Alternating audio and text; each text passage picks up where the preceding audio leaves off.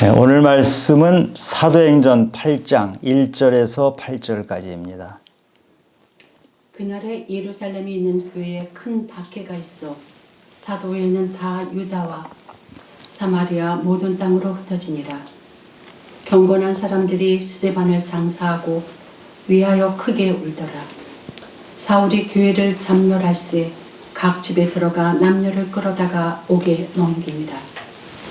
그 흩어진 사람들이 두루다니며 복음의 말씀을 전할세 빌립이 사마리아 성에 데려가 그리스도를 백성에게 전파하니 우리가 빌립의 말도 듣고 행하는 표적도 보고 한 마음으로 그가 하는 말을 따르더라.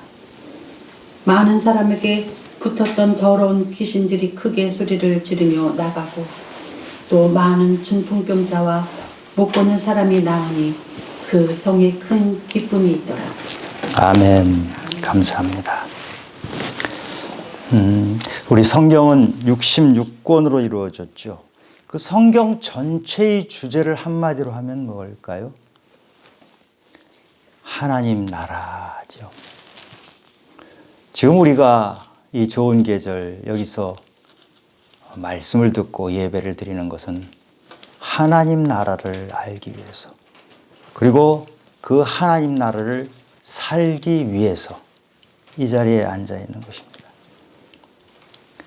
로마서 14장 17절에서 하나님 나라는 먹는 것과 입는 것이 아니요 오직 성령 안에 있는 의와 평강과 희락이라고 말씀하셨어요.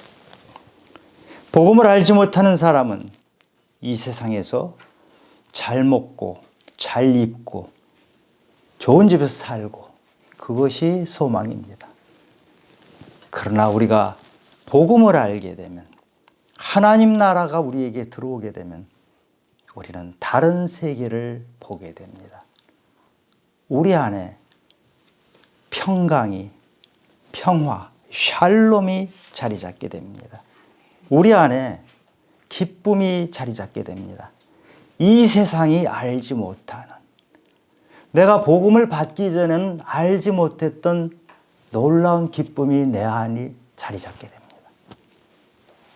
진료, 길이요 진료 생명이신 예수님을 만나면 나의 삶은 달라집니다. 내 안에 놀라운 일들이 일어납니다. 놀라운 기쁨이 자라게 됩니다. 그것이 복음의 능력입니다. 죽었던 내가 다시 살아납니다. 소망이 없던 나에게 새로운 소망이 일어납니다. 실패했고 좌절했고 넘어져 있던 그 자리에 새로운 꿈이 자라고, 내가 알지 못했던 놀라운, 전혀 생각지도 못했던 기쁨이 내 안에서 자라게 됩니다. 그래서 로마서 1장 16절에서 복음은 모든 믿는 자에게 구원을 주시는 하나님의 능력이라고 했습니다. 우리는 그런 능력을 가지고 살아가는 그리스도인입니다. 그런데 그 능력이 우리 안에만 머물러 있기를 바라지 않으시는 것입니다. 우리가 예수 믿고 복 받고 예수 믿고 하나님 능력을 가지고 살아가는 이 삶을 이 세상에서 예수를 알지 못하는 사람들에게 전하는 것, 그것이 바로 증인의 삶이고, 사도행전에 나오는 증인들이 바로 그런 삶을 살았던 이야기를 전하는 것이 바로 사도행전입니다. 초대교회는 아주 크게 부흥했어요.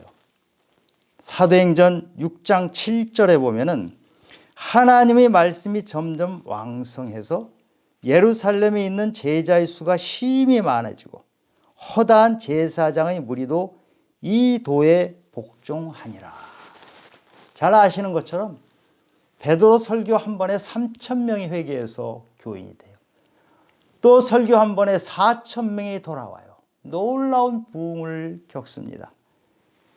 안진뱅이가 일어나는 기적들이 일어나고, 기적과 말씀 가지고 놀라운 부흥이 일어나서 이대로 부흥을 하면 예루살렘을 교인으로 꽉 채워버릴 것 같아요. 또 조금 더 부흥하면 유대를 꽉 채워버릴 것 같은 기대를 할 수 있을 것 같아요. 그런데 하나님께서는 스데반이 돌에 맞아 죽는 일을 허용하십니다. 그리고 이어서 무시무시한 박해가 일어납니다. 이제 교회가 부흥해서 교인이 많아지고 교회가 정말 이 세상을 다 지배할 것 같은 그런 상황인데 왜 이런 박해가 일어날까요? 하나님은 이 박해를 허용하십니다. 하나님께서 왜 이런 박해를 허용하시는지 오늘은 그 하나님의 마음, 하나님의 생각을 이해하는 시간이 되기를 바랍니다. 스데반은 돌에 맞아 죽으면서 천사와 같은 얼굴을 했다고 해요. 그리고 맞아 죽는 사람이 용서를 선포해요. 이게 이해가 가십니까? 스데반이 잘못한 게 뭐가 있어요? 믿음 생활 열심히 했고 그걸 전한 것이거든요. 그런데 돌에 맞아 죽었어요. 그런데 스데반은 천사와 같은 얼굴로 마지막을 맞이한 거예요. 이것은 부활을 아는 사람, 영생을 아는 사람, 구원받은 사람, 바로 하나님의 백성의 모습이에요. 우리도 이런 스데반과 같은 믿음을 가졌으면 하는 생각입니다. 이렇게 하나님 나라에 사는 사람들은 이 세상에서 고난을 당해도 박해를 받아도 그 모습이 달라요. 그냥 이 땅만 바라보고 사는 사람은 고난을 당하면 그저 힘들고 괴로울 뿐입니다. 그러나 하나님 나라를 아는 사람, 우리같이 복음이 들어온 사람들은 이 땅의 것이 전부가 아닌 것을 알고 고난을 통해서 고난 뒤편에 계신 하나님의 얼굴을 봅니다. 하나님의 뜻이 무엇인지 묻고 그 답을 찾아갑니다. 그러면서 우리는 하나님의 생각을 발견해요. 하나님의 뜻을 발견해요. 그래서 호세아가 고난당하는 그 이스라엘 백성들에게 하나님을 알자, 힘써 하나님을 알자. 우리가 하나님을 알기 못하기 때문에 망하는구나. 하나님을 알면 이 세상에서 일어나는 복잡한 일들에 대한 해석을 할 수 있어요. 하나님이 알려줘요. 이 세상에 사는 사람들, 복음을 알지 못하는 사람들이 생각하는 것하고는 전혀 다른 생각으로 이 세상을 바라보기 때문에 다른 사람들은 똑같은 상황에서 괴로워하고 힘들어하지만 복음을 아는 사람은 기뻐할 수 있는 것이에요. 이 세상 살아가는 원리가 다른 것이죠. 사람들은 모이기를 좋아합니다. 왜 모이죠? 도시를 만들잖아요. 모이면 안전하다고 생각을 해요. 모여서 성을 쌓으면 더 안전합니다. 동생 아벨을 죽였던 가인이 도망가다가 성을 쌓거든요. 성을 쌓아서 그 안에 비슷비슷한 사람끼리 살아요. 서로 익숙해요. 끼리끼리 모이면 편해요. 그렇게 성을 쌓고 사는 것이 인간들의 본성이에요. 그래서 자꾸 모이려고 그러죠. 그런데 자꾸 모여서 성을 쌓고 우리끼리끼리 있으면 그 안에서는 권력이라는 것이 생겨요. 강한 자와 약한 자가 생기고 그 안에서는 욕망이 점점 크게 자리 잡고 오염이 되고 악이 점점 자리를 잡아요. 그것이 바로 바벨탑이에요. 초대교회는 엄청난 부흥을 했어요. 하나님은 그 부흥을 일으키신 분이에요. 그런데 부흥을 해서 엄청나게 커졌지만 거기도 인간들이 모인 곳이라 그 안에 바벨탑, 욕망의 그림자가 어른거립니다. 그래서 하나님은 이 박해란 방법을 사용해서 흐트러뜨리십니다. 이 흐트러뜨린 박해를 받아서 집을 떠난 사람들이 어떻게 하는가 한번 볼까요? 4절에서 그 흩어진 사람들이 두루다니며 복음의 말씀을 전할세. 여기서 전할세란 표현은요, 원어로 보면 유앙겔리죠. 기쁜 마음으로 전했다는 것이에요. 지금 박해를 받아서 흩어져서 집을 다 떠난 나그네 같이 된 사람들, 어찌 보면 참 얼마나 서글픕니다. 집 떠난 사람처럼 서글픈 사람이 없잖아요. 얼마나 힘듭니까? 그런데 이 사람들이 기쁘게 복음을 전했다.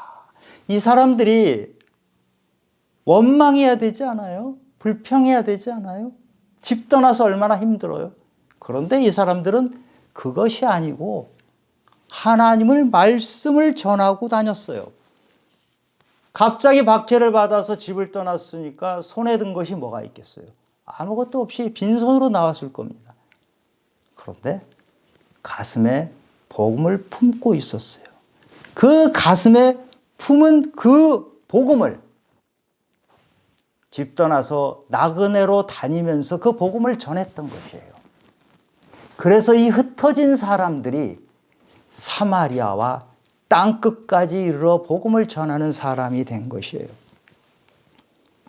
이것이 하나님이 복음을 전하는 방법이에요. 모여있는 사람들을 때가 되면 흐트러뜨려서 복음을 전하게 하시는 것입니다. 자연도 마찬가지예요. 자연에 이제 식물을 키워보면 아시지만 옹기종기 그 자리에 못 받고 있는 그런 식물들은 굉장히 연약해요. 생명력이 약해요. 그러나 민들레처럼 흩어서 뿌려져서 멀리 날아가는 것들은 생명력이 아주 강해요. 씨를 널리 퍼뜨리고 그것은 겨울에서도 다 이겨내는 그런 생명력을 가진 강인한 식물로 자라요. 지금 예루살렘에 있는 초대교회가 만약 그대로 있었으면, 그대로 커졌으면 아마 예루살렘 바깥으로 벗어나지 않았을 것입니다. 그 안에서 끼리끼리 먹고 사는 것이 물론 하나님의 은혜를 받지만 은혜 받으면서 자기들끼리 먹고 사는 삶이 펼쳐졌을 것입니다. 그러나 하나님께서는 강권적으로 흐트러뜨리셔서 복음이 전해지게 한 것입니다. 만약에 예루살렘 교회가 그대로 있었으면 인간들이 모인 곳이기 때문에 바벨탑을 쌓게 돼요. 본능이 점점점 커져요. 교인들끼리 서로 싸움이 생기고 우리가 큰 교회에서 추한 모습을 볼 때가 있죠. 그것이 인간들의 본성이에요. 하나님이 흐트러뜨렸을 때, 복음이 전파됐을 때 아름다운 모습이 드러나는 것이에요. 하나님은 사람의 생각과 다르게 일을 하세요. 흐트러뜨리시는 하나님께서는 사람을 쓰시는 방법도 다릅니다. 하나님은 복음을 전하는 것을 하나님이 직접 하시지 않고 사람을 사용해서 하십니다. 오늘 본문에 두 명이 등장합니다. 한 명이 바로 사울, 나중에 사도 바울이 된 그 사울이 등장하고 또 한 사람은 집사 빌립입니다. 스데반이 죽을 때 눈에 쌍심지를 켜고 지휘했던 사람이 바로 이 사울이에요. 이 사울이 스데반을 죽일 때 쌍심지를 켜고 했을 뿐만이 아니고 무시무시한 박해를 할 때 앞장섰던 사람이에요. 3절에 보니까 사울이 교회를 잔멸할세 각 집에 들어가 남녀를 끌어다가 옥에 넘기니라. 잔멸했다는 말은 이 멧돼지가 포도밭을 돌아다니면서 뭉개고 짓밟고 완전히 초토화시키는 것을 잔멸했다고 해요. 이 사울이 예수 믿는 사람들 씨를 말려버리겠다고 그렇게 돌아다니면서 닥치는 대로 예수 믿는 사람 집에 문을 부시고 들어가서 사람들을 끌어내서 감옥에 넣었던 것입니다. 그런데 이 사울은 분명히 하나님을 믿는 사람이었어요. 사울만이 아니고 스데반을 죽였는데 앞장섰던 사람들 모두 돌 들고 있던 그 사람들이 다 하나님을 믿는 사람들이었어요. 스데반을 죽일 때 사울이 어떤 개인 감정을 가지고 사사로이 한 것이 아니에요. 신념을 가지고, 믿음의 신념을 가지고 했던 것이에요. 이것이 위험해요. 예수를 알지 못하고 자기 열심과 자기 신념으로 하는 것처럼 위험한 것이 없어요. 왜 이렇게 되는 것이죠?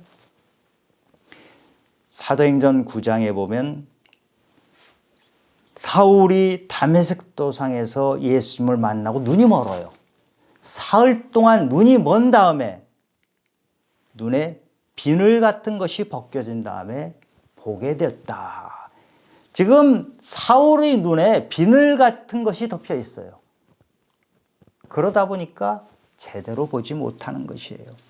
이 잘못된 믿음을 가진 사람들이 대충 살면 차라리 괜찮은데, 이 잘못된 믿음을 가진 사람이 열심이 있고 신념이 있으면 그것은 더 무서워요. 로마서 10장 2절에서 그들이 하나님께 열심이 있으나 올바른 지식을 따르는 것이 아니라, 이렇게 올바른 지식을 따르지 않고 열심히 있으면 하나님의 의를 따르지 않고 자기 의를 따르는 것이에요. 이 바로 사울이 자기 의에 따라서 죽이러 다닌 거예요. 예수님께서 요한복음 16장에서 제자들에게 그러셨어요. 잘못 믿는 사람들, 그 사람들은 너희들을 죽이는 것, 예수 믿는 사람들을 죽이는 것이 하나님을 섬기는 일이라고 착각을 하고 있다. 이 말씀을 주시는 그대로 지금 사울이 그렇게 하고 있는데, 하나님께서는 이런 사울을 이방인을 전도하는 복음의 전도자로 뒤바꾸어 놓으십니다. 이것이 반전 드라마. 하나님께서는 인간을 이렇게 바꾸어서 사용하셔요. 근데 사도 바울은 나중에 여러 차례 자기의 믿음에 대해서 간증을 하는데, 그때마다 스데반 얘기를 합니다. 내가 스데반을 죽인 사람이다. 바울은 항상 스데반을 죽였던 그 죄가 깊이 자리받고 있었어요. 그래서 그만큼 회개가 깊었던 것이고, 그만큼 복음의 전도를 할 때 스데반이 죽어가는 모습을 생각하면서 앞장서 나갔던 거예요. 그래서 이런 말이 있죠. 스데반이 죽었기 때문에 위대한 사도 바울이 탄생한 것이다. 이런 말까지 있어요. 하나님이 사람을 쓰시는 방식이 바로 이런 잔인한 살인자, 무시무시한 박해를 했던 살인자 사울을 사도 바울, 위대한 전도자로 만드는 그런 일을 하십니다. 사도 바울이 3차 전도여행을 마치고 나서 예루살렘을 향해서 갑니다. 이제는 내가 죽을지도 모른다. 복음 전하다가 죽을지도 모른다 하는 각오를 하면서 예루살렘을 향해 갈 때 사도 바울이 이렇게 말을 합니다. 사도행전 20장에 보니까 보라, 이제 나는 성령에 매여 예루살렘으로 가는데 거기서 무슨 일을 당할는지 알지 못하노라. 오직 성령이 각성해서 내게 증언하여 결박과 환난이 나를 기다린다 하시나, 내가 달려갈 길과 주 예수께 받은 사명, 곧 하나님의 은혜의 복음을 증언하는 일을 마치려 하면은 나의 생명조차 조금 더 귀한 것으로 여기지 아니하노라. 그 예수 믿는다고 스데반을 죽였던 바로 그 사람이 지금 그 예수 붙잡고 자기 생명까지도 버리면서 가는 그 길을 가고 있어요. 이렇게 뒤바뀌는 것이에요. 하나님께서는 이런 사람들을 사용해서 복음을 전파하십니다. 또 한 사람, 오늘 본문에 나온 사람이 바로 빌립 집사입니다. 박해를 받아서 그가 간 곳은 사마리아 성이죠. 사마리아가 어떤 곳입니까? 유대인들이 가장 싫어하는 사람들이 사는 곳이라서 유대인들은 사마리아 근처에 얼씬하지도 않아요. 갈릴리에서, 북쪽 갈릴리에서 그 남쪽 유대를 가려면 가운데 사마리아를 지나가야 되잖아요. 근데 유대인들은 그 사마리아를 안 지나가요. 그리고 요단강 건너서 삥 먼 길을 돌아서 갈 정도로 사마리아인을 싫어합니다. 지금 빌립 집사가 사마리아 사람들을 좋아해서 원해서 그리 간 것일까요? 아니에요. 빌립 집사도 유대인인지라 사마리아 가는 것을 질색을 하죠.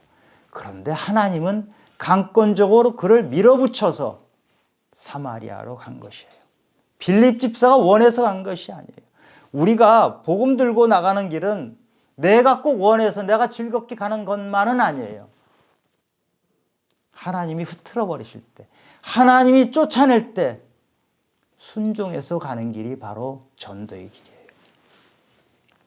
그래서 고린도전서 1장 21절에서는 하나님께서 전도의 미련한 것을 사용하셔서 구원을 시킨다. 그것을 기뻐하신다.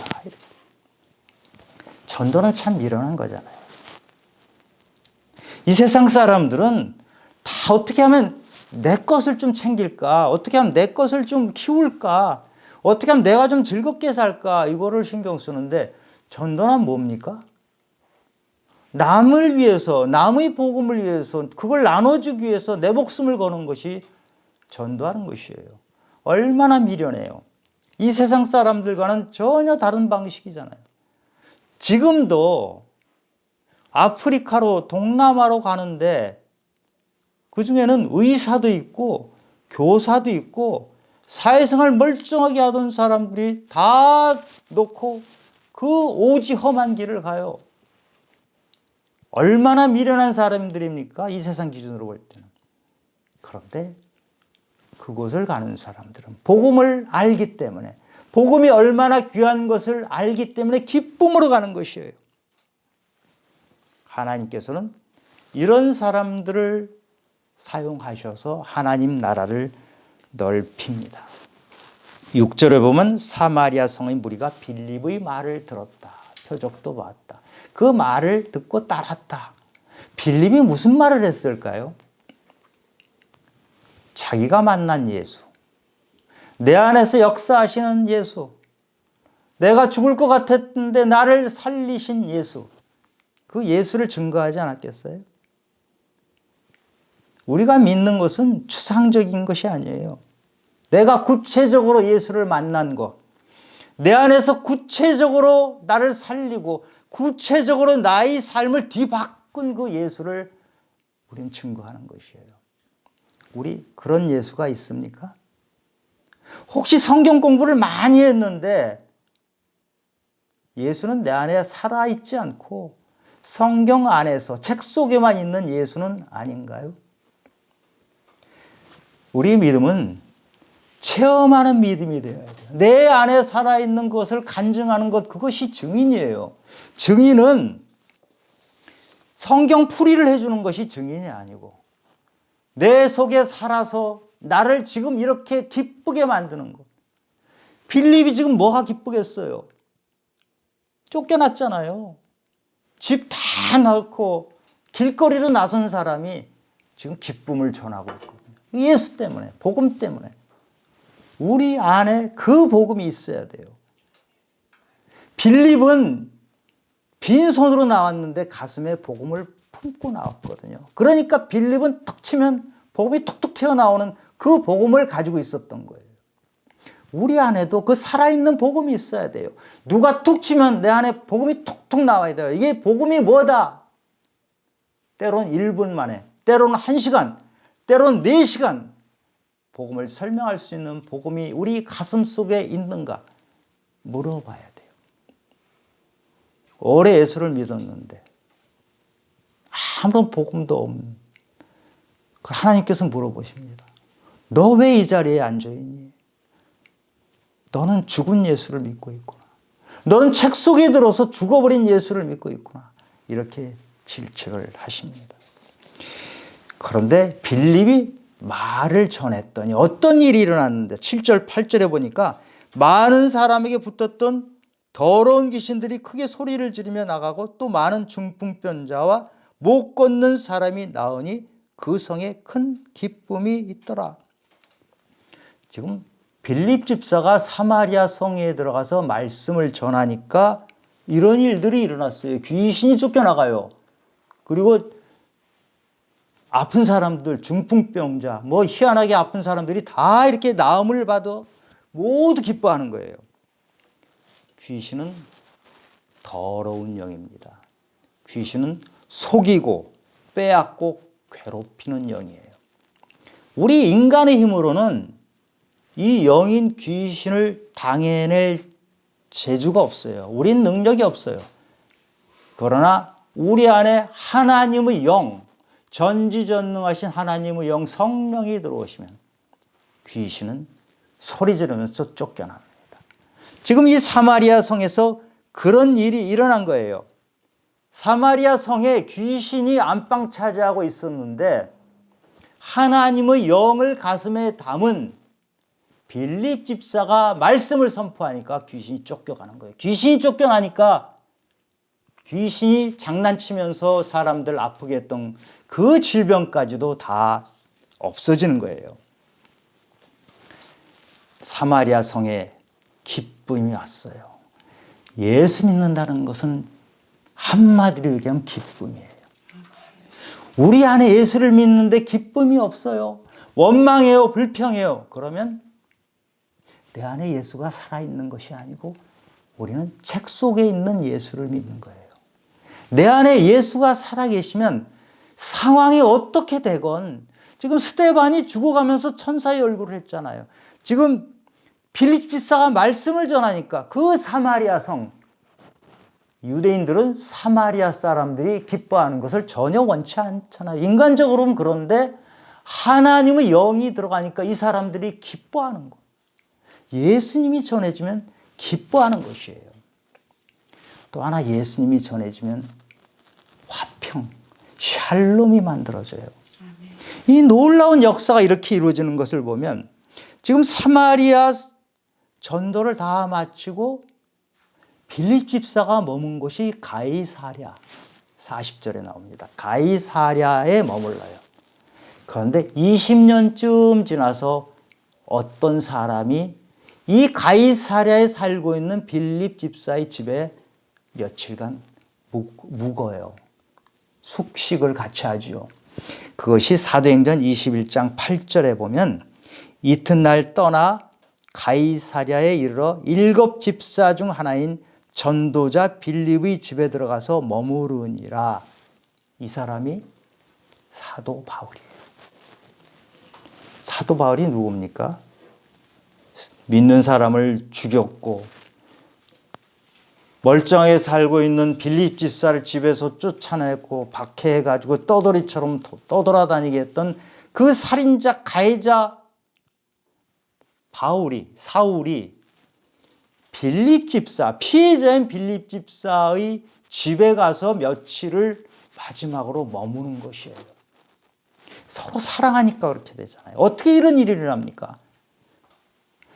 사울과 빌립은 사실 원수지간이 되는 게 맞잖아요. 우리 상식적으로 어떤 사람이 나를 쫓아내서 집에서 나가고 길거리를 떠돌게 만들었으면 내가 이를 갈면서 원수 갚겠다고 하지 않겠어요?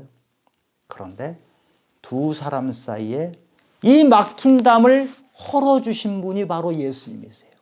우리의 막힌 담을 헐어주셔서 평화의 왕으로, 화평으로, 화해로 오시는 분이 바로 예수님이에요. 우리가 예수를 만나면 이런 일이 일어나는 거예요. 원망하는 사람 있으세요? 미워하는 사람 있으세요? 내 안에 예수가 들어와서 그 사람과 나 사이에 막힌 담을 헐어주고 그 사람과 나 사이에 불화가 있던 것을 없애주시면 그것이 바로 하나님 나라가 임하는 것이에요. 그런 놀라운 축복을 받으시기 바랍니다. 하나님은 우리 생각과 너무너무 다르세요. 그런데 그 하나님의 다른 생각을 받아들여서 나의 삶에 하나님의 것으로 삶을 바꾸는 것, 그것이 순종이에요. 예루살렘 교회는 너무너무 아름다운 공동체로 잘 자라고 있는데 때가 되니 그것을 흐트러 버리시는 하나님, 거기에 순종해서 따른 사람들이 바로 빌립 집사. 빌립 집사는 집사잖아요. 사마리아와 땅끝까지 이르려 증인이 되라는 그 문을 연 사람은 사도가 아니고 집사였어요. 그리고 하나님은 사도 바울, 그 사울 같은 사람을 쓰세요.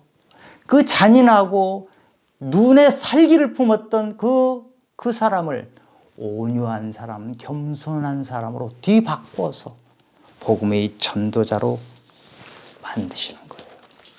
하나님께서는 이 세상을 하나님의 뜻에 따라서 하나님이 펼치세요. 우리가 대단한 일을 하는 것 같지만 그렇지 않아요. 하나님이 다 일을 하시는데 하나님은 사람을 사용하세요. 하나님은 사도 바울을 사용하셨고 빌립 집사를 사용하셨고 우리를 사용하시는 분이세요. 우리는 예수를 만난 사람이죠. 예수 만나고 예수 만나는 복이 어떤 것인지 아는 사람이잖아요. 그러면 우리가 만난 그 예수, 우리가 체험한 그 능력, 우리가 받은 그 복을 다른 사람에게도 전하라. 이것이 하나님의 명령이에요. 에스겔 3장 10절에 18절에 보면 하나님께서 너희들이 나를 대신해서 사람들을 깨우쳐라. 너무 하나님을 알지 못하고 악을 행하는 사람들을 깨우쳐라. 그 사람들이 그 악을 그대로 가지고 간다면 내가 그 사람들의 핏값을 너희에게서 찾겠다 그래요. 주위에 예수를 모르는 사람이 멀쩡히 있는데 예수를 모르고 먹고 마시는 것이 전부인 줄 알고 살아가는 사람이 있는데 죄악을 저지르는 사람이 있는데 그대로 놔두고 너 혼자 예수 믿고 있으면 그 사람의 핏값을 바로 네 손에서 찾겠다. 이게 에스겔 3장 18절의 말씀이고 많은 사도들은 그것 때문에 이 세상을 향해서 목숨을 걸고 나갔던 것이에요. 우리는 하나님 능력을 체험한 사람들이잖아요.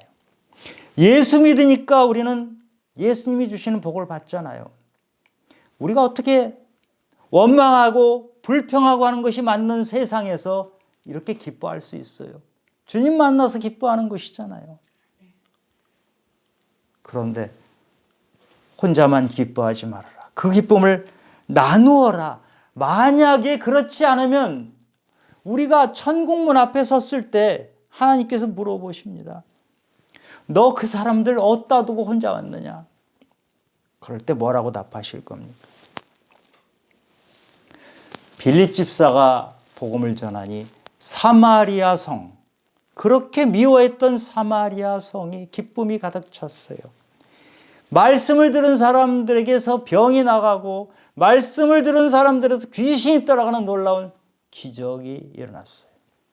빌립 집사를 사용하신 하나님, 사도 바울 그 잔인한 살인자를 사용하셨던 하나님은 오늘 우리들에게 말씀하십니다. 내가 너희를 사용하리라.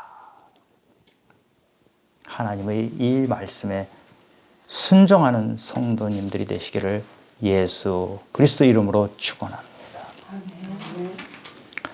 하나님 아버지, 예수님은 저희에게 다가오셔서 우리가 알지 못하던 것을 다 가르쳐 주시고 우리가 누리지 못했던 기쁨을 저희들에게 주셨습니다. 그런데 예수님은 거기에 덧붙여서 하신 말씀이 너희가 사마리아와 땅끝까지 이르러 내 증인이 되리라. 우리는 그 말씀을 듣고 이 세상을 향하여 나가는 증인들입니다.